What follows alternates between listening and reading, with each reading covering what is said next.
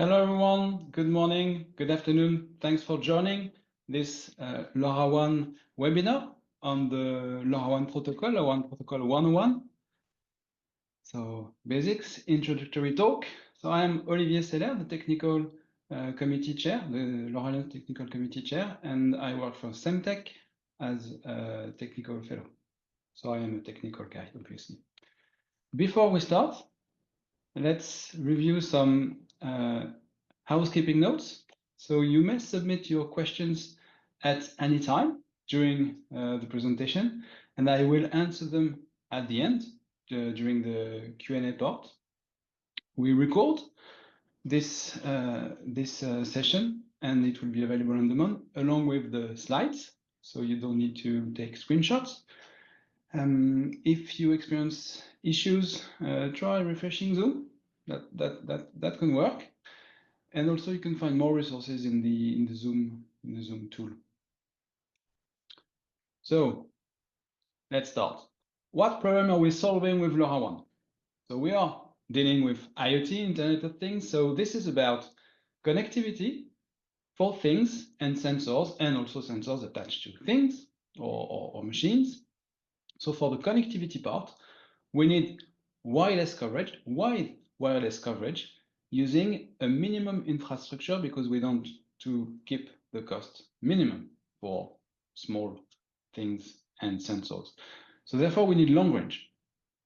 We also need to address battery operated devices or devices which operate out of energy harvesting, meaning harvesting light, vibration, temperature difference to remove batteries. So we need, for all that, low power operation on the end devices. And last, we need a protocol which is tailored for low data rate, and more specifically, infrequent, short transmission from or to the end devices. So it's also important to acknowledge what we do not need to solve with LoRaWAN. We do not need to go for high data rate that reduced the cost per transmitted byte, because even though the transmission are short, there is value in every piece of information, in every bit that are transmitted by the sensors.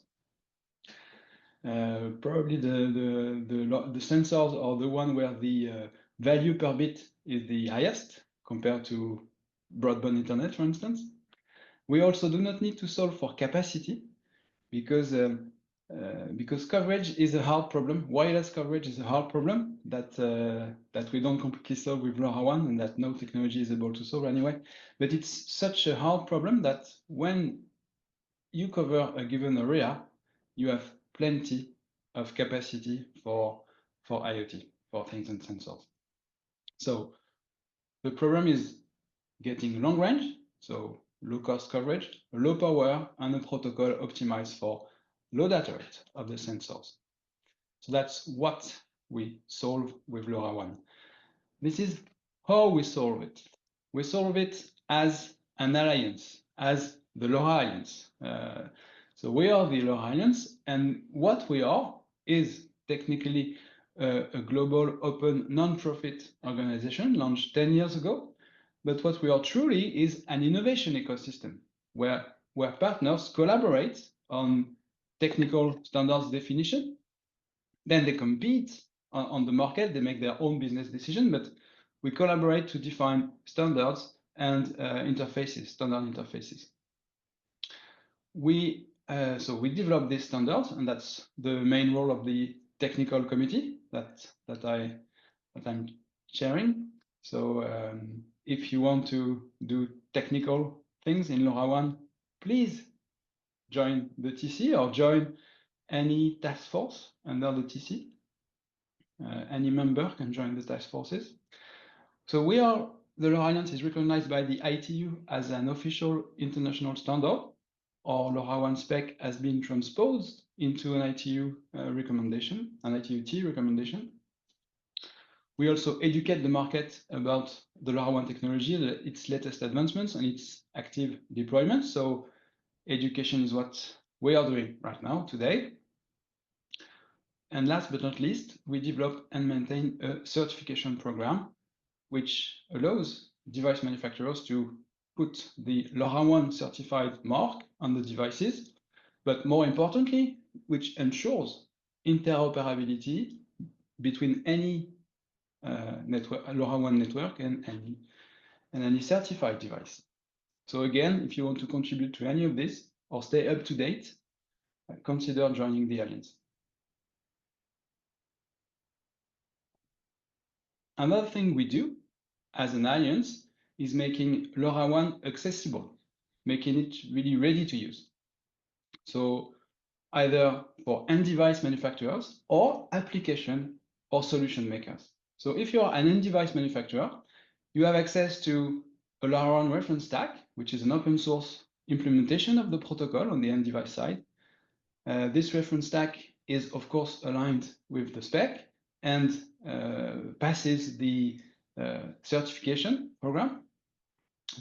And there is a specific certification testing tool that we call the LCTT, which is essentially a network emulator that checks that everything works on the end device side. So you take the reference stack, you modify things you need to modify because you need to run an application on top of it, and then you verify with the LCTT that your device is going to be certified. And then you go for the certification program. You can even go for a self-certification. That's a possibility that we opened recently. So on the application and solution maker side, if you want to build and use LoRaWAN, well, you can use LoRaWAN certified devices, which are guaranteed to work.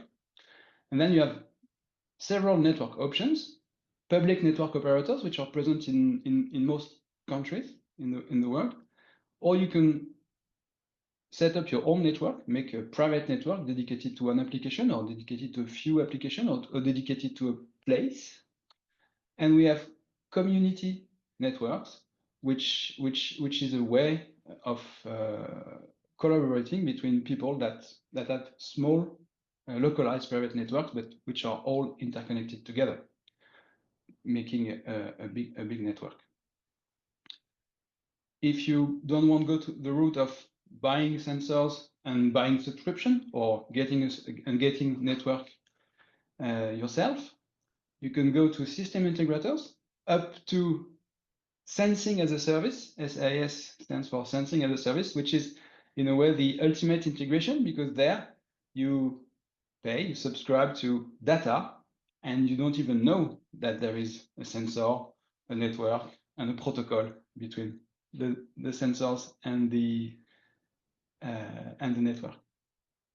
So LoRaWAN is ready to use, but that's not a reason not to dig into how the protocol works, and that's what we're going to do today. So today, I will maybe scratch the surface of the LoRaWAN protocol by addressing first the difference between LoRa and LoRaWAN, then show how power efficient the protocol is and why it is power efficient, what are the design choices that make it power efficient, what are the reasons that make also LoRaWAN state of the art when it comes to security, and then I'll talk about coverage, which is one of the main advantages of collaborative network topology that I will detail, and also talk about coverage expansions. So let's start with LoRa versus LoRaWAN. So LoRa is a radio modulation for point-to-point communication between two devices. It has two and a half very important properties: long range, low power, and the 2.5 is the instant signal detection. That comes with low power, but it's really very important. So it's actually a property on its own.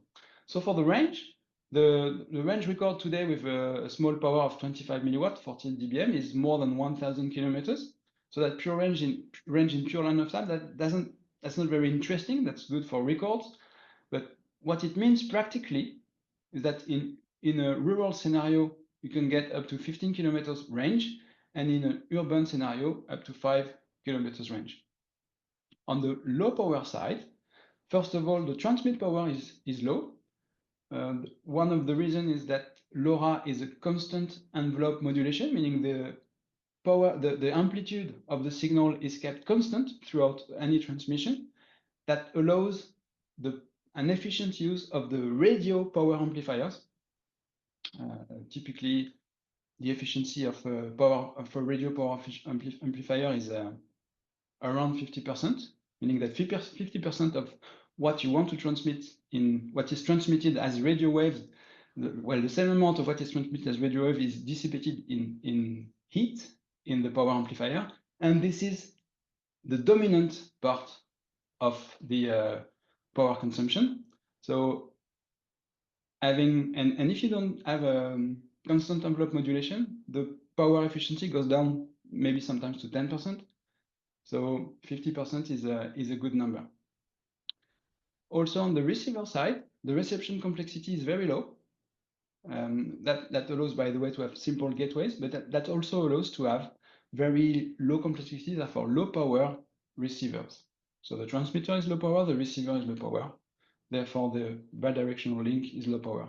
And last but not least, we have this instant signal detection property, which allows for asynchronous reception. So this property means whenever a receiver is actively looking for signals, so it's actively receiving, whenever it's actively listening to the channel, if there is a signal, it will detect it instantly, well, with a very short delay. There's no need to synchronize in frequency. There's no need to synchronize in code phase. So it's completely asynchronous. And this property will be used in several places by the protocol, by the LoRaWAN protocol. So LoRaWAN is a radio network standard for point to multipoint and interoperable networks, scalable networks between many end devices and gateways. So it uses LoRa as a physical layer for range and low power operation of the end devices. LoRaWAN uses sub-gigahertz unlicensed spectrum, which frequency vary with region. The North America, South America, Europe, and Asia typically don't use the same frequencies. The very important property of a LoRaWAN network is that there is collaborative reception from the gateways, and I'll detail that later. This is much related to low power of operation and ease of deployment. And the protocol itself only happens 13 bytes per message. That's a way to optimize the overhead of the protocol. In addition to this only 13 bytes for each message, there is a constant connection to a network, and the device transmits and receives instantly without prior synchronization or authorization to transmit or receive, which means that the signaling on the network is very low. So this protocol is already very successful, as you can imagine. We have more than 100 million deployed end devices using the LoRaWAN technology. This is from 518 devices which have been certified. So, and it's possible to certify a device for multiple regions, which is why in total we have 868 certifications. So some devices are certified for, say, North America, Europe, and some others for the three main regions, Americas, Europe, and Asia. But yeah, and some devices are only certified for a single region. This is growing fast. We don't have the exact numbers because most of the growth, because most of the deployments are private networks, small private networks. But if we look at the biggest deployments, the 4 or 5 biggest deployments total around 20 to 25 million end devices and experience growth between 25 and 50%, depending on the vertical they address. So it's big already, and it's growing pretty fast.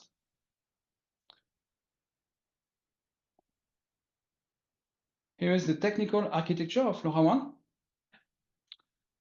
So we have end devices, gateways connected to end devices. Well, actually, they're not really connected to end devices. They relay messages from and to the end devices. And what the end devices are really connected to is a network, which is a set of 3 main servers, a network server, a joint server, and an application server. And at the output or input of this network, there is application data from and to the end devices.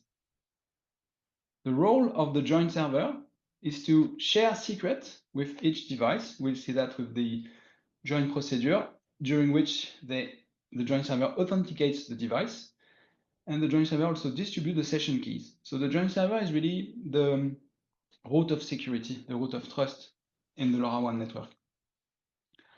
The network server, the LoRaWAN network server, controls the gateways, manages the device, and exchanges traffic with other network server whenever it needs to, if 2 network server or 2 or more network server need to collaborate to increase the coverage using the different gateways they manage. And at the end of the network, at the south part of the network, lies the application server, which encrypts or decrypts the application data and also transform this application data according to payload codec. The LoRa Alliance standardizes the interface to such payload codecs, so coder, decoders. Security now. Security relies on AES-128 primitives, 128 primitives, which is a very well-known set of a very well-known set of primitives. So the cipher suite we use uses these primitives in a well-known, in the normal way, in a secured way. So that's why the LoRaWAN protocol by itself is designed to be secure. We are adding cipher suite agility in our version 1.2.0, so the upcoming release of the LoRaWAN protocol. For instance, it will be possible to initiate a session using AES-256. So AES-128 is perfectly secure, but some markets require AES-256 probably to be safe for 20, 30 years versus possible post-quantum cryptographic attacks.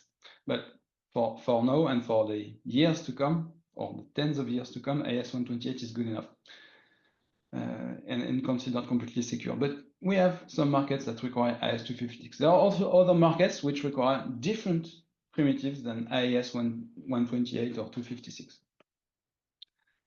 So that's for the protocol. The protocol by design is secure because we reuse state-of-the-art security implemented by AES-128 primitives. The second level is to verify that implementation of the protocol is correct. And that's the role of certification. Certification ensures that the implementation of the protocol is correct.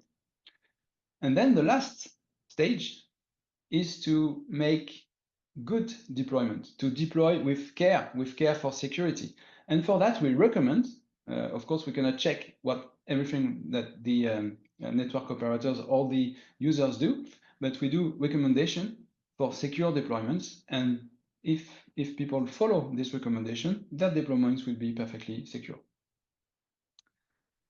The security of LoRaWAN of a session starts or is renewed with the join procedure. I'm going to explain, to detail what the join procedure is about. So we have this network that we've seen already with devices, gateways, network server, join server, application server, and there's a new device coming in. We suppose that this new device is here. This device is identified with a globally unique identifier that we call the device EUI. This dev EUI is so again globally unique ID allocated by the IEEE. So a device manufacturer needs to acquire numbers, globally unique numbers by the IEEE. And this identity is linked to a secret key, which is present in the device and also in the joint server. So the joint server really acts as a safe for identity key pairs for all devices. So the joint server knows the identity and the root key of each device that is in the network, or each device that may join the network. So the device wants to join the network. So and only the joint server knows the root key. Only the joint server and the device know this root key. Whenever the device wants to join or rejoin or reestablish a session with the network, it will send a join request that will be forwarded by a gateway, any gateway, then will be forwarded by the network server to the join server. There is the identity of the join server in the join request, so it's the network can route the request to the right join server if there are several join servers. Because the join server has a copy of that key, it is able to authenticate the origin of the join request and make sure that this device made that join request. Because it has authenticated the join request, it can send back a join accept message, which is also protected and signed by this root key. So the device verifies that the join server also shares with it this red root key. With the root key, information contained in a join request and information contained in a join accept, two session keys, one network session key, which is here in yellow, and one application session key are derived.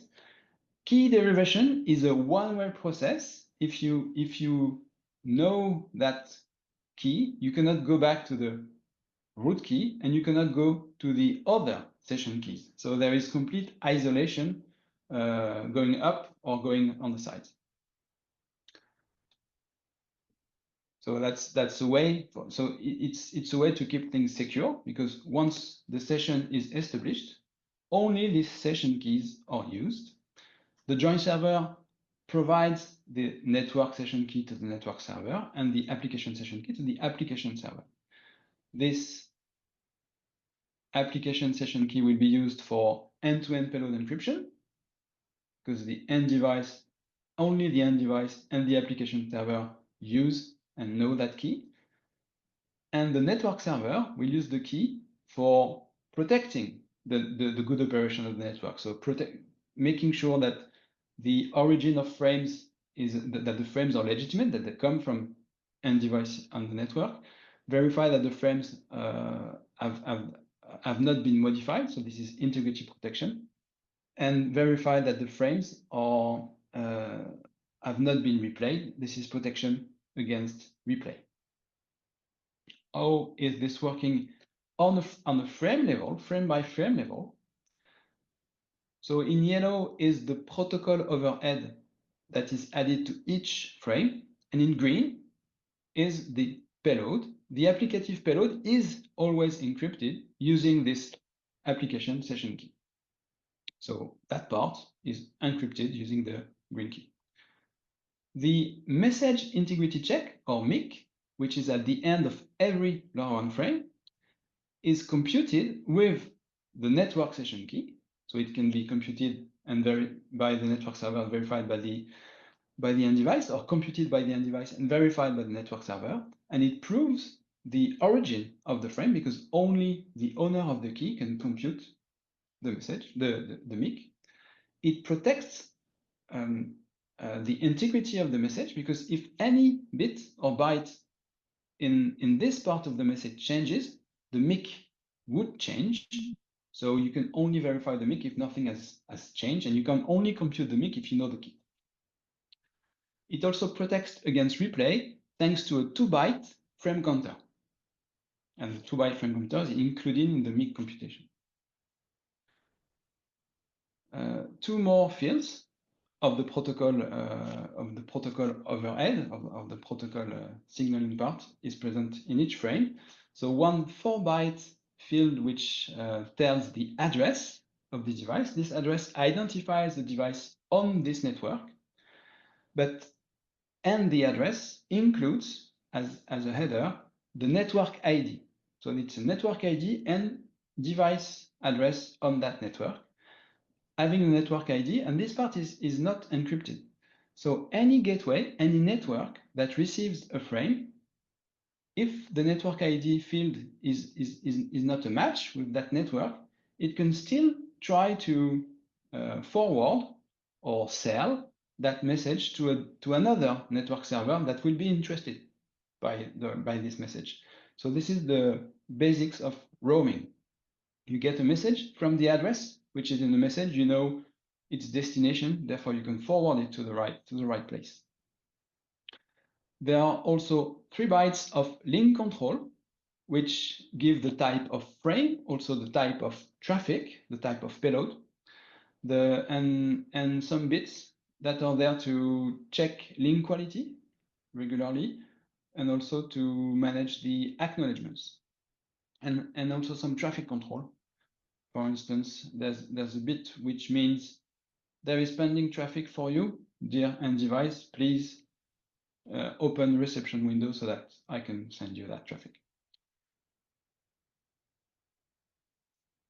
So again, that's the reason why the protocol is power efficient. Only 13 bytes are appended to each frame, and these 13 bytes include addressing, so networking, and all the security, so authentication, integrity protection, and protection versus replay. There is no need for time synchronization. The end devices transmit whenever they need to, whenever they want to, and they just listen briefly after each transmission for downlinks, which limits the power consumption allocated to downlinks, and we'll see that in the next slide. And end device stays connected without specific signaling. So this means that most of the energy allocated to a LoRaWAN operation is actually spent to transmit useful data, even when the device transmits a few tens of bytes per day. That's really why the protocol is optimized for low data rate devices, and the power is very efficient in this case. Of course, it's still as efficient when more data rate is transmitted, but the difficulty is to have something efficient when very, very few bytes per day may be sent. So now downlinks. How do we make downlinks available and keep the protocol power efficient? So the trick is that for each uplink, the end device will open downlink opportunities, so 2 downlink opportunities in the case of LoRaWAN are open after each uplink. These opportunities are very short. They are much shorter than the uplink packet, and also the average power consumption in reception mode is typically 5 times lower, and up to 50. Well, it can be even more, even lower, depending on the transmit power. And so the reception power is much lower than the transmit power. So all the combination of these two makes a very low add-on to the power budget of these 2 downlink opportunities. It's less than 5% of the power, even in regions where the transmit power is fairly low. So here there is a frame. So this yellow, so green is still the encrypted payload. This is the message integrity check, and these are the bytes, the signaling bytes of the protocol, the address, the counter, and the flags, type, etc. flags. And this is in blue the physical layer header, the LoRa header, which is there for synchronization and also signaling the length of the packet, and then also a CRC to verify that the frame is complete. And here, this uplink is sent. The device opens 2 reception windows, but there is no signal. So between these 2 windows, between the transmission and the windows, and after the window, the end device is in sleep mode where the power consumption is very low. Only there is the end device active, and there active in reception. Then comes the next transmit frame. The first reception window is open but yields no detection. And the second reception window gets a detection. So you see it's not perfectly synchronized in frequency, not perfectly synchronized in time, but still the signal is detected. and the reception goes on until the end of the packet, and then the link is then completely received. So only when there is things to receive is the end device keeping its reception active. In addition to that, because of course the limitation of class A is that the latency of the downlink is unknown, is unpredictable. It depends on the end device sending an uplink. So if the end device doesn't send an uplink, you cannot reach it in the downlink. So to solve that limitation against additional power consumption, we have designed class B and class C. So class B is class A plus regular downlink opportunities thanks to time synchronization. So the end device will open multiple such reception windows, downlink opportunities, based on a grid, and therefore that's why we need time synchronization. And the number of these additional reception windows is class B, are between 1 per 2 minutes and 1 per second. So if you keep it at 1 per minute, the additional power consumption can be as low as 25%. And of course, if you increase, it can be more than one, it can be up to 100% or more. Class C is class A plus continuous reception. So you can see here that class B and class C are not compatible. It's either A plus B or A plus C, or A alone. And class C is continuous reception whenever the device is not transmitting.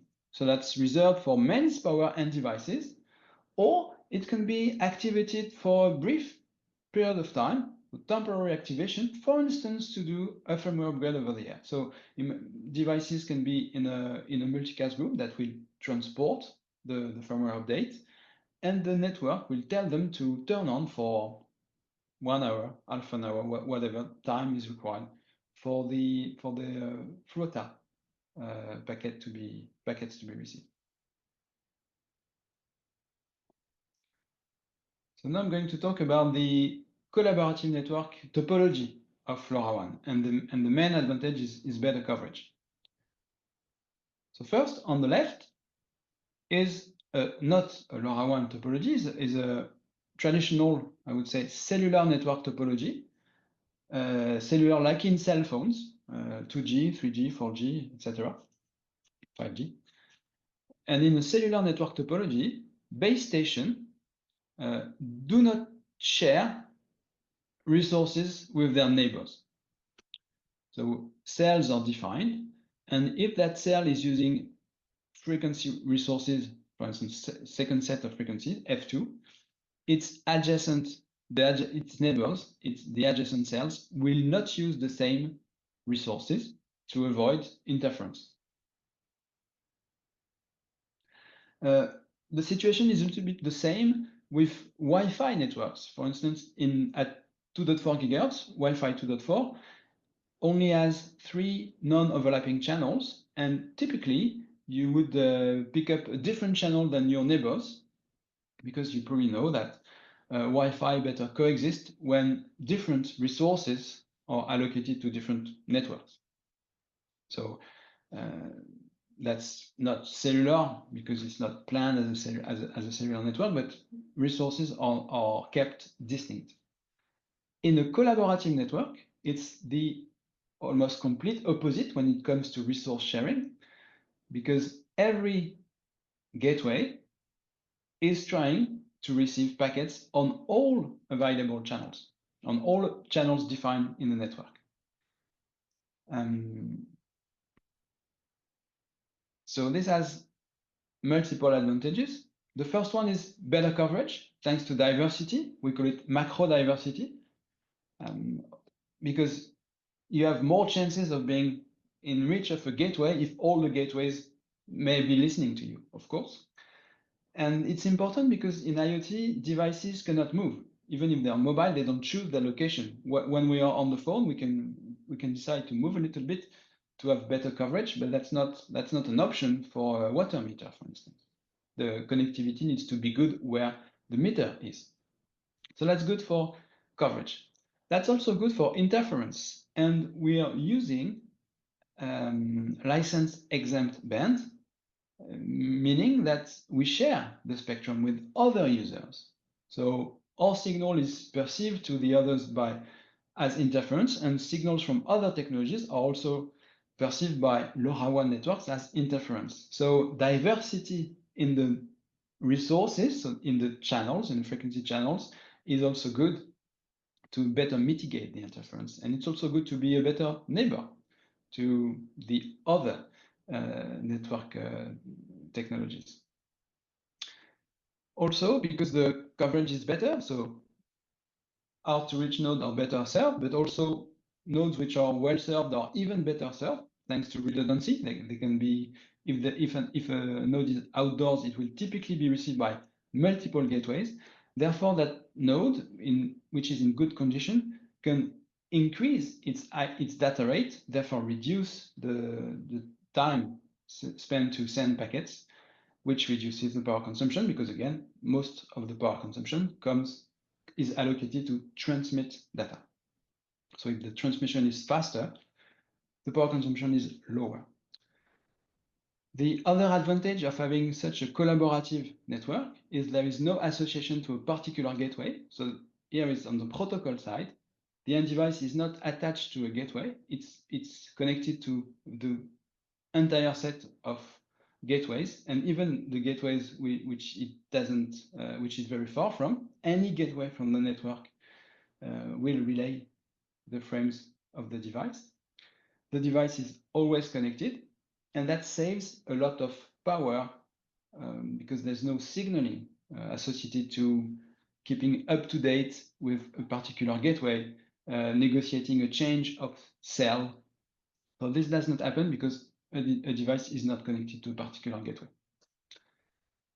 Another advantage is that, so here we can imagine that it's the same network where gateways share coverage, but you can imagine that several networks also use the same channels, and which improve coverage globally because networks can collaborate. And from the point of view of the end device, this is seamless. The end device doesn't realize that it's been relayed by network A, by a network A gateway, or by a network B gateway. For the end device, it doesn't matter.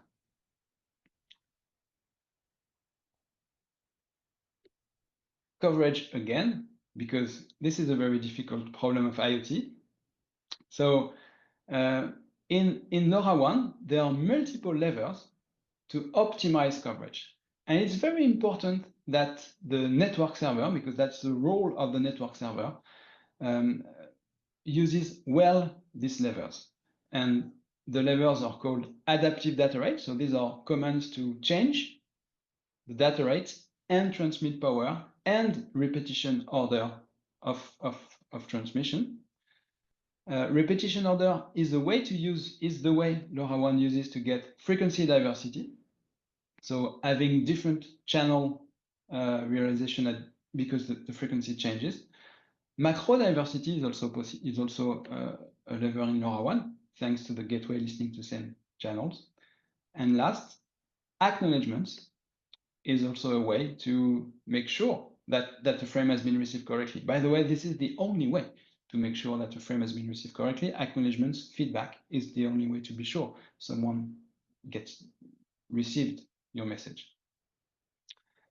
So here's an example of proper use of all these levers. So this is an example where the channel propagation is non-line of sight, meaning that it results in relay fading, meaning huge variation in the signal power. So for instance, for an average, if the average signal level here on the x-axis is minus 130 dBm, so that's the average, but some frames will experience much lower, typically 15 dB lower, down to 15 dB lower, and some frames will experience much higher, typically 15 dB higher also. So here we report the average RSSI. So keep in mind that there is a huge variation around that. And for this average RSSI, the network server optimizes the data rate and retransmission order of the device. And here in blue is the data rate, so that we called spreading factor in LoRaWAN, but A high spreading factor means a low data rate, 12, 11, 10, up to 7, and also 6 and 5. So these are new data rates that will be published soon in the regional parameters when the next version of the next release of the regional parameters document is published. So as the data rate is increased, sorry, the time on air is reduced gradually, and it's reduced in a gradual manner, not with steps, and that's because repetitions happen. So again, frequency diversity is about, in LoRaWAN, repeating the same frame at different frequencies to experience different channel conditions. It's a way to put its eggs in different baskets. So the baskets are the channels. And effectively, the repetition of this way, here is a case where the network is going to actively acknowledge every transmission. That's a way to reduce the number of transmission, which is between 2 and 3, as you can see. So on average, a frame is going to be transmitted 2, 2.5, or 3 times. And that's thanks to the acknowledgement. If the network doesn't feel like sending acknowledgements or is not configured to do so, the number of transmitted frames will be slightly higher, probably between 4 and 5, because to be sure, to increase the certainty of reception, there's going to be a little bit of waste of transmission, a blind transmission in the absence of feedback. But with this feedback, the number of retransmission is fairly low, limited to 3.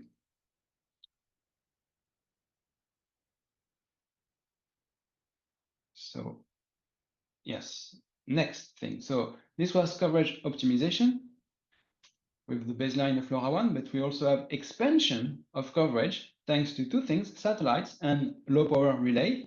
I'll start with the satellites briefly.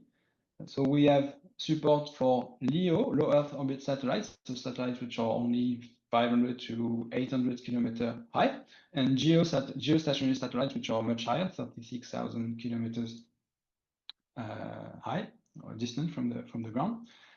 And with LoRaWAN and the dedicated data rate and physical layer, we can have direct connectivity to satellites because of the long range and still at a low transmitted power and reasonable time on air, meaning that it's still long range. So in that case, it's very long range and still low power. It uses either ISM bands, typically the LEO case uses ISM bands, or licensed bands, and typically the geostationary satellites use licensed bands. We need satellites because in many areas, terrestrial networks are just not viable economically. It's too expensive to set up gateways, either because the place is a kind of desert, like a blue, green, or sand desert, but it also sometimes when you want to cover a line, sensors which are along a line, like a railway, a pipeline, an electric line, whatever, again, is arranged in lines. Whenever you set up coverage with gateways, a gateway is covering an area, and an area to cover a line is a waste of gateway resources, therefore gateway installation costs and so on. And in that case, satellites happen to be a very viable option. We also added a low power relay. So low power relay means it can be battery operated or it can be energy harvesting operated. And that relay is a coverage expansion to address a few devices which are very, very hard to reach. Between the device that is relayed and the relay, there is a special protocol which uses LoRa in a special mode that we call wake-on radio. And it's a mode where the relay is constantly reachable with some delay. Constantly reachable without delay, and still consumes a little bit of energy and can last a long time on battery or last forever on energy harvesting. So I'm going to conclude the talk with upcoming features in LoRaWAN. These are not ranked in any kind of order, just a list. So the top of the list is plug and play. So we're working on making device activation as simple as scanning a QR code. You have a device, you take it out of the box, install it where it needs to be, scan its QR code, and off you go. The device is activated on the network, its profile is known to the network, the codec is downloaded in the application server, the credentials are distributed wherever they need to be, the device is claimed, the network knows that you own the device. So it's the equivalent of inserting a SIM card, but then you just flash a QR code.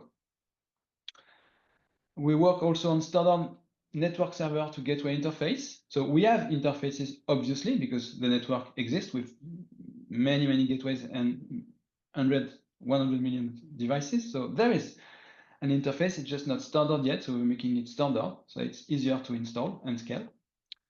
We will be adding asymmetric cryptography to simplify keys provisioning. So remember that root key, the red one in the beginning of the presentation. So it needs to be stored in the end device securely, and adding asymmetric cryptography, meaning certificates instead of symmetric, well, to generate the symmetric cryptography is a way to simplify provisioning during manufacturing deployment. It's not making it more secure, it's just making it simpler. We also work on drive-by operation. This is supported by the definition of a beacon, which will be received in a low power manner. That beacon is going to describe some capabilities of gateways or networks. So it's a low power network discovery principle. This low power network discovery is really low power. The power consumption on the end device can be made hardly noticeable, and still the end device will be kind of permanently able to receive any beacon from any network. So should it be a mobile network driving by, so van driving by to collect metering information. Drive-by is really a market demand from the metering industry. It can also allow an end device to discover its node at home and can transmit more data because it arrived at destination. It also enables collaboration between networks. For instance, you can imagine that a Sigfox network, say, sends a beacon telling, there is a Sigfox network available here. So if you don't have LoRaWAN coverage, consider changing to my network. It's a way to enable network collaboration because this network discovery is low power and it can be permanently on. Last on this list is the activity, which is pretty high, pretty strong in satellites. So there are already commercial services, but we are still working on elements to improve the solution. So we're going to publish a regional channel plan for satellites. So that will be in an upcoming version of the regional parameters document specification. We're also going to publish a LoRaWAN over satellite specification. So how to best use LoRaWAN when satellite is the link. And we also have, and that's not shown here, a strong regulatory support from our regulatory working group to ensure that satellites keep access to ISM spectrum and also are able to use it on the downlink, so from the satellite to the ground, making sure, of course, that coexistence with other systems is ideal, is perfect. Well, but keep open this opportunity for satellites, typically LEO satellites operating in sub-gigahertz bands, to send downlinks to any device. And that, again, it's a direct satellite to end device connection. So this is the end of this part of the presentation, and we can now go to the Q&A part.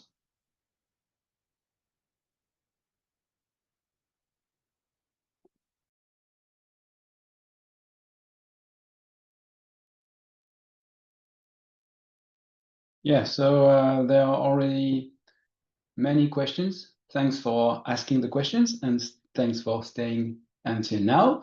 I'm going to answer the questions one by one, repeating the question. So one question from Martina Albanese in which condition can you reach the coverage of 5 kilometers in urban area and 15 kilometers in rural areas? So that's transmit power, gate replacement antennas. So again, the maximum range of LoRa is about 1,000 kilometers. So that's the maximum theoretical range with limited power, with only 20 dBm of transmit power and normal reception and transmit antennas. So that's in pure line of sight.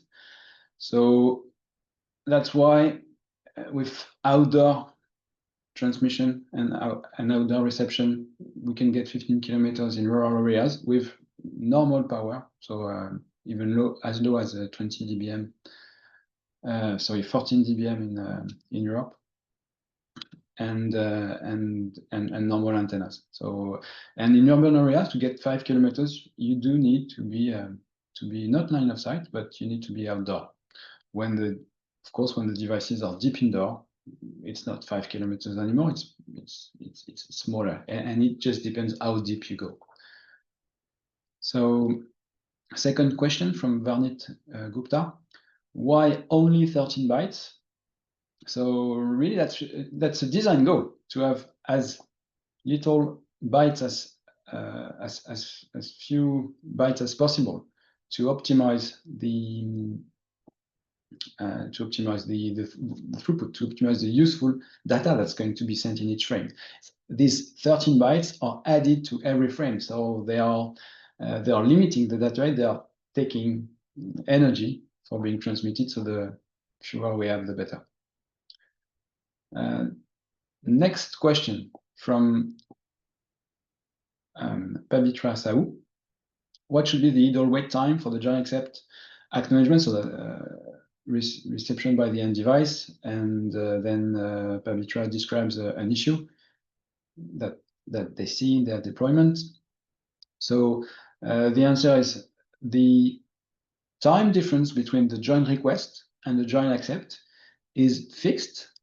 The first opportunity to receive the join accept is 5 seconds after the end of the join request, and the second opportunity is 6 seconds after the join accept, the join request. So how long should be the wait time? So it depends on the stability, on the time stability of the receiver, of the end device, sorry. So it's if the time stability is not perfect, well, it should shoot for a window which is a bit higher than 5 seconds, maybe a few milliseconds before and a few milliseconds after, depending on the drift of the time, on the time reference, on the potential drift of the time reference. So next question is from Benoit Ponsard: what is the policy for network ID allocation in case of private LoRa network? Is there a central register for private network IDs, or is it left fully open? So so there's no central register for private network IDs. LoRaWAN only manages members and non-members network IDs. LoRaWAN allocates network IDs. It's possible, if you're not a member, to apply, well, to ask and pay for a very small fee to get allocated a network ID, and that enables roaming. Private networks typically don't do roaming. They don't need roaming, but they have plenty of space by using a type 3 net ID that starts with 0 and 1, and the rest is completely free. So we strongly recommend to become a member and get a network ID allocation, or if you don't want to become a member, to apply for a network ID allocated by the LoRa Alliance. That's the only way to have good roaming and to have a centralized place where the network IDs are stored and known. So next question is from Wafik Omir: what happens when many devices sending information at the same time? Are there packets collision? For instance, if hundreds of meters send data all together at 7 AM, will packets be received assuming good coverage? So the answer is this should be avoided. Of course, radio resource, the spectrum, is a resource, and it should be shared, and it's not designed. I mean, no communication technology is designed for that.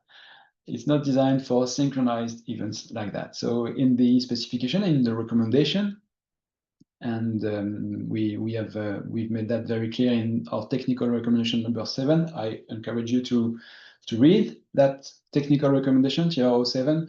It has it explains this synchronization issue. So this should not happen, and anything which is triggered that can trigger many devices to transmit all together at the same time should add in the device behavior mechanisms to spread the load, to spread the transmission over time, to avoid this.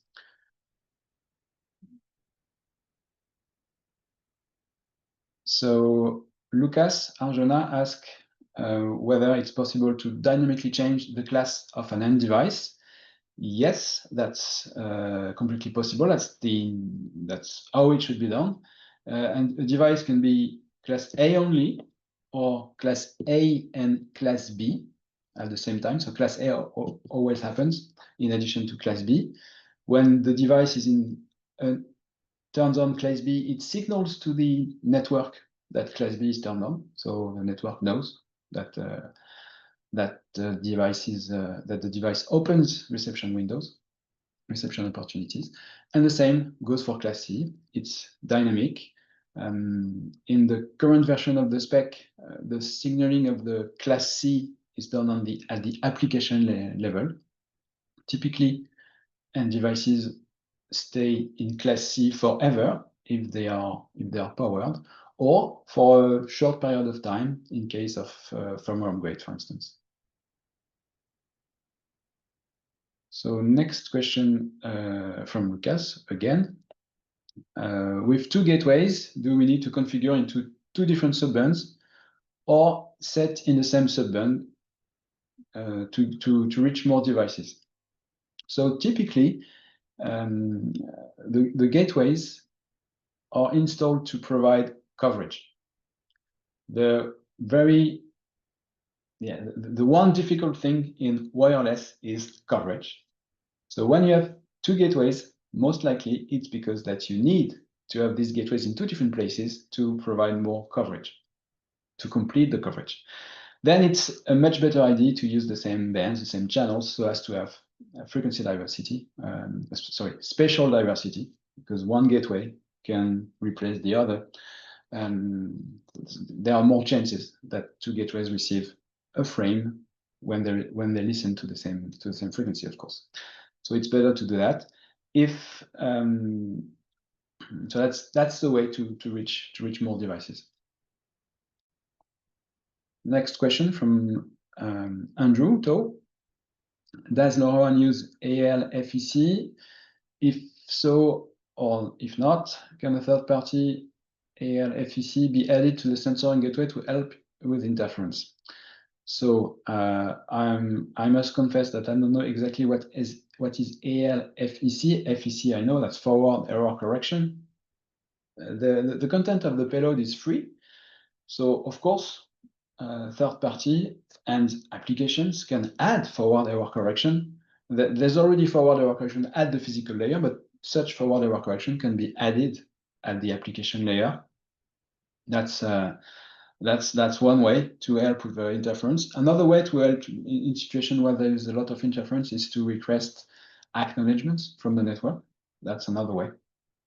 And we also have not exactly forward error correction, but we have repetition at different frequencies, which is really, I mean, diversity, and diversity is much better than error correction, I would say, than repetition on the same diversity branch. So using different frequencies is the first line of defense against interference. Next question from Lucas Arjona on relay. Can I elaborate a little bit on that? Are there like end devices or simpler? And what about power and antennas, etc.? So they are a little bit more complex than end devices because a LoRaWAN relay is an end device plus a relay. So the relay is an additional function to the end device. Then it's not much more complex. What they do, which consumes power, is they turn on a wake-on radio, which makes them available permanently. So that's what's going to consume power on the relay. But it's possible to design a relay that's going to last for years because it's still a very low amount of power because the reception duty cycle, even in this wake-on radio mode, is low, typically 1% to 1 per 1,000. So only 1% or 1 per 1,000 of the time is the relay trying to detect a device that needs to be relayed. So that explains why the power consumption is reasonable. The antennas are the same. The placement of the relay needs to be good to reach easy the gateway. That's this way the relay will be able to relay more devices. And so use a fairly high data rate. So don't put a relay deep indoor, put a relay outside, covering deep indoor devices nearby. Next question is from Edward Brignol. Are there any commercially available low power relay devices? Because Edward hasn't found any. So there are, but there are relay devices. They are not commercial per se. They have been developed for their own needs by satellite operators because they use relay. So it's a relay to a satellite, but using the same protocol as the relay. So, from the point of view of the end device, what the end device sees is a LoRaWAN relay. They don't know that the backhaul is with satellite. But that's commercially available for the sake of accelerating satellite deployments. Well, not satellite deployment, the end devices that need satellite connectivity.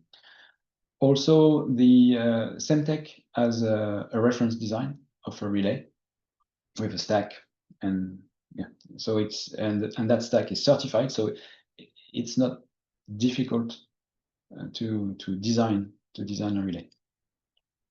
And I know that some people or some companies are designing relays, so this should come soon to the market.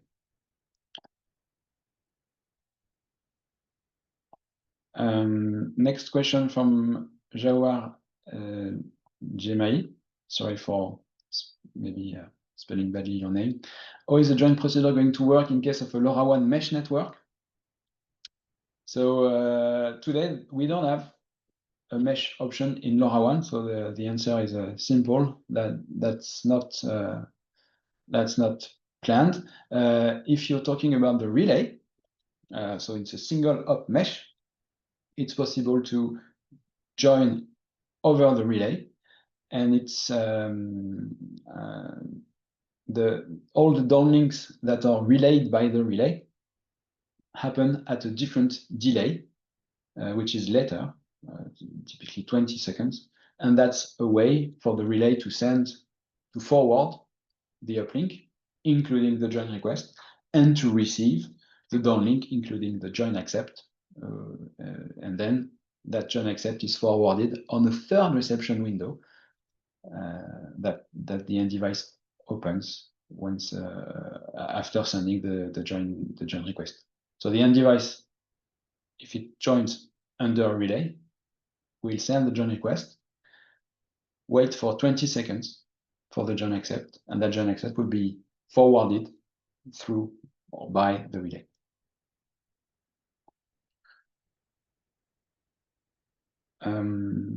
I think I have answered already the next question, which is about commercial availability of relays. Next question from Raja Sekar is not a technical question. So if the question is about joining the LoRa Alliance, well, it's very easy to become a member. There are several levels of membership. with every level of membership, companies are allowed to join any task force or working groups. With the second level of membership, companies can join the technical committee, the certification committee, or the marketing committee. And with the third level of membership, companies can join the board of directors. So, but from the first level, you can contribute and collaborate with the LoRa Alliance, if that was your question.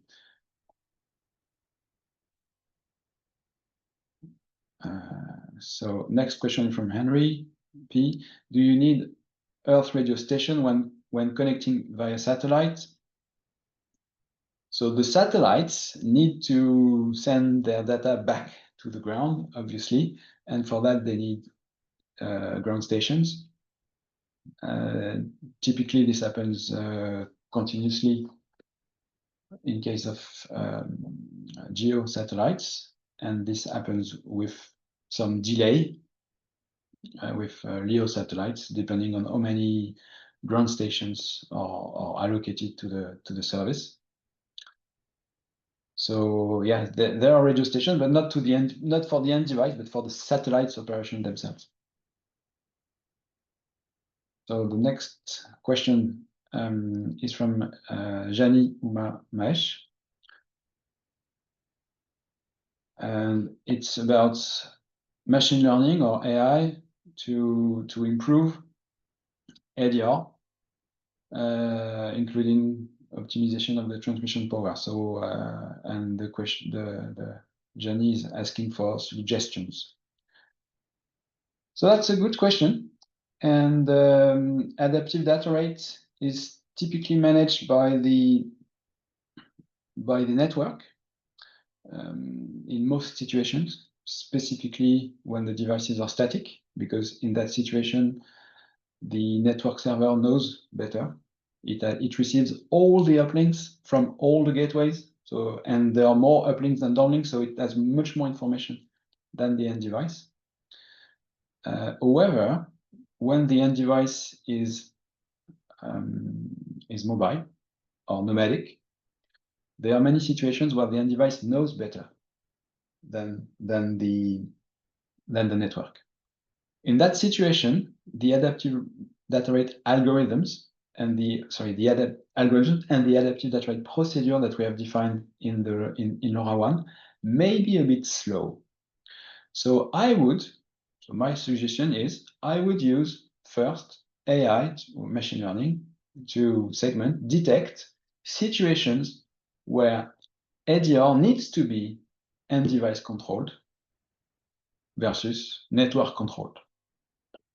And then when the end device, in the situation where the end device needs to manage its own adaptive data rate, then use once again machine learning to define the best strategy. How fast should you change data rate, and which data rate and repetition order should be used. And that depends on conditions and specifically number of receptions, but also speed, mobility, which can all be combined in machine learning. So that's a very good question, a very good research development topic, I think specifically for mobile devices.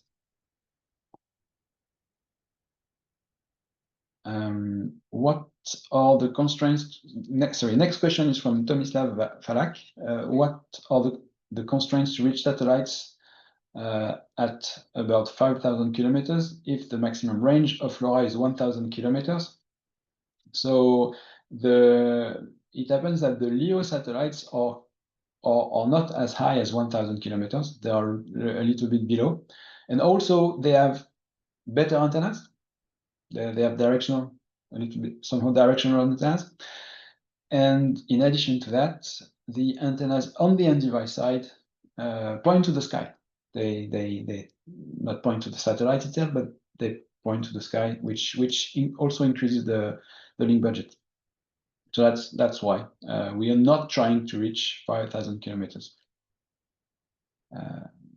For geo satellites, we need to transmit a little bit more power, but that's okay because these are licensed bands where more power is allowed. And on the satellite side, the geo satellites really have huge, very high gain antennas. So that's the other trick, to go up 36,000 kilometers directly from the ground, from the end device on the ground. Next question from Shadi Haja, sorry. Is it possible to install sensors in basement, for example, gas meters? Absolutely. That's metering is one of the biggest market of LoRaWAN. So we have multiple success stories on water metering and gas metering with LoRaWAN. And the reason we are winning here is specifically because LoRaWAN is designed particularly for deep indoor sensors. Oh, the questions stack faster than I can answer them, so I can already tell you, sorry, I will not be able to answer all of them. We will stop when participant count gets too low compared to the max of today.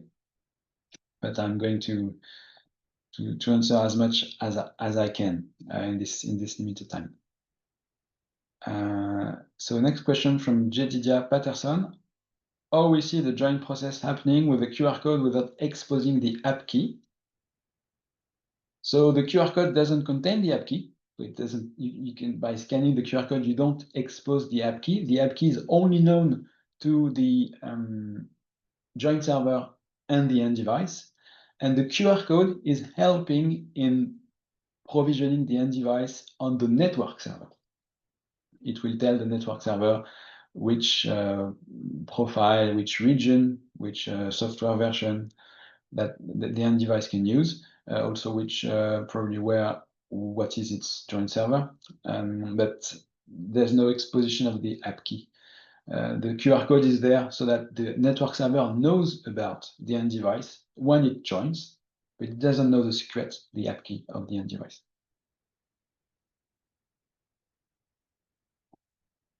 So next question from Jani, Umar Mahesh. In a collaborative network, there are many devices which are connected via Wi-Fi, BLE, etc. It will lead to packet loss and more collision. Any suggestions on that? So LoRaWAN doesn't use the same frequency bands as Wi-Fi or BLE, which is 2.4 gigahertz. LoRaWAN uses sub-gig ISM bands. So we do have other systems to coexist with, but at least not Wi-Fi and BLE, which are heavy in amount of transmission. How to avoid collisions with other systems is a matter of design of the channel plan. The channel plans in LoRaWAN are dynamic. So for instance, so you can configure an end device and also a gateway from the network point of view to use a subset of all potential frequencies in the band. And that's a way to avoid, for instance, we avoid RFID bands, which are adjacent to the band we use. And whenever there is a strong interferer, we also recommend that the networks avoid that frequency.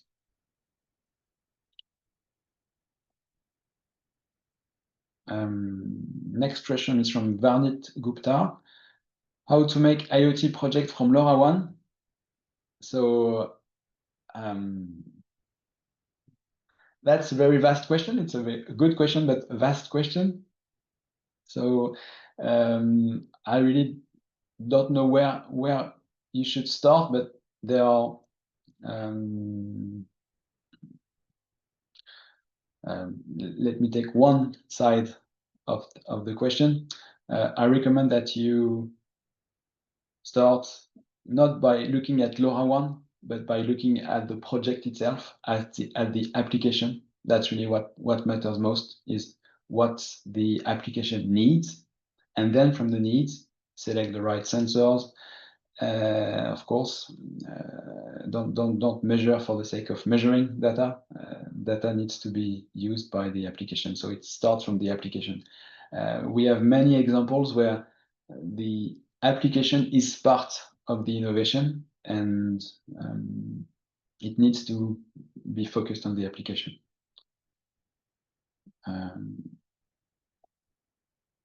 Next question from Stuart Coronado. How does this technology perform in point-to-point links over 20 kilometers? So that I mean, in point-to-point links, which are from a device to a gateway, it works fine if there is line of sight. We probably work at one of the highest data rate, because 20 kilometers is not that big for line of sight. And between an end device and an end device, it's not part of LoRaWAN, but the LoRa modulation allows point-to-point links over that distance. So, a comment from Andrew. AL fake means application layer forward error correction. So I think I had it almost right. Next question from Jenny. Is there any specific standard for gateway selection while downlink communication? So it's not part of the standard. It's up to the network. That's part of the algorithm that are managed by the network operators, by the network server operators. That's part, so it's not specified.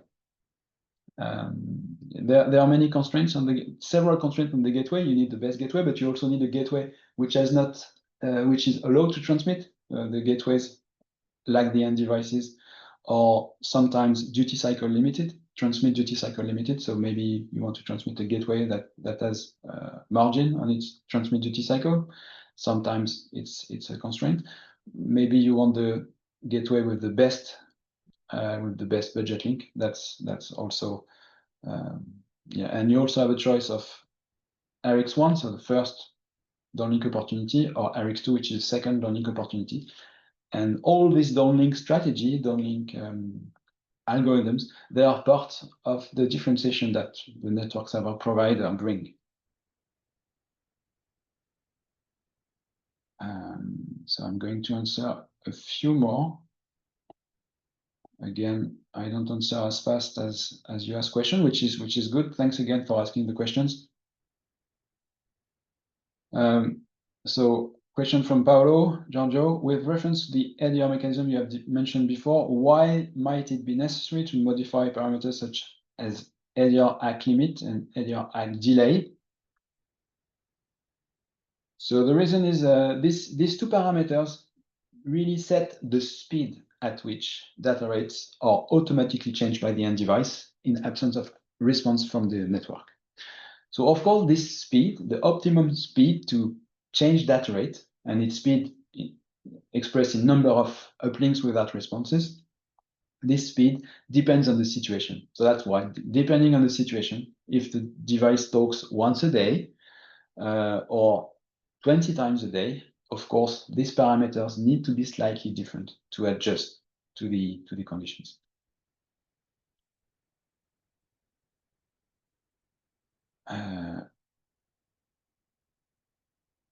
I'm sorry, I don't understand the next question from Henry, so I'm going to skip it.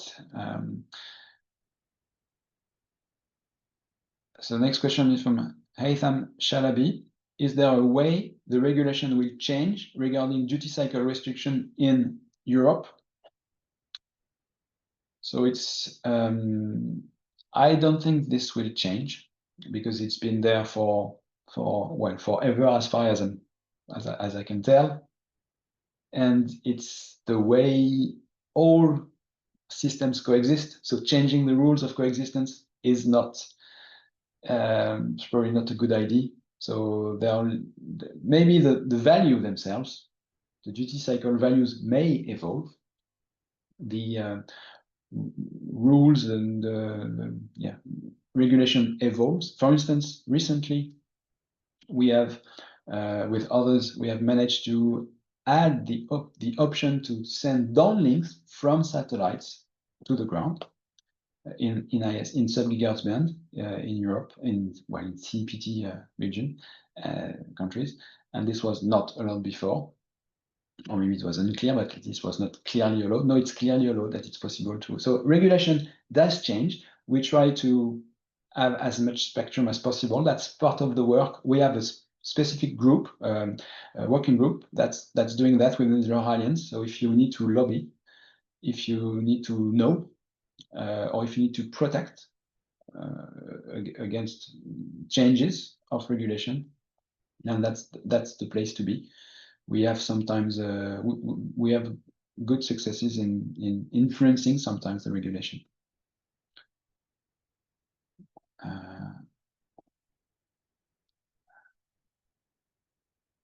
So the next question is very specific from Hamza Sheikh. Is it possible to have different RX2 channels for different end devices that are on the same network? The answer is yes. Every end device can be configured independently. It's RX2 channel. That's I have one use case in mind, which is related to the previous question. In Europe, the band around 900 megahertz is going to open with 500 milliwatts allowed. So it's a good idea to use that for downlink, because just like the other RX2, and so I have two potential ways to reach end device on the downlink using 500 milliwatts. There's one channel in 860, close to 870 megahertz, and another one around 915. Yeah. So I'm sorry for not answering the rest of the questions. We unfortunately don't have time for that, and there are only 30-ish participants on the call, so I will free you for the day. Yes, please take this survey to help us improve. Chansey, just put in the chat the link to the survey. I think you can also have the link to the survey in the webinar space. You will receive that by email. This webinar has been recorded, so you can play it back. You will be able to play it back later. And really, I would like to thank you for joining us today. Thanks a lot. Thanks for your interest in LoRaWAN. Have a good end of day. Bye-bye.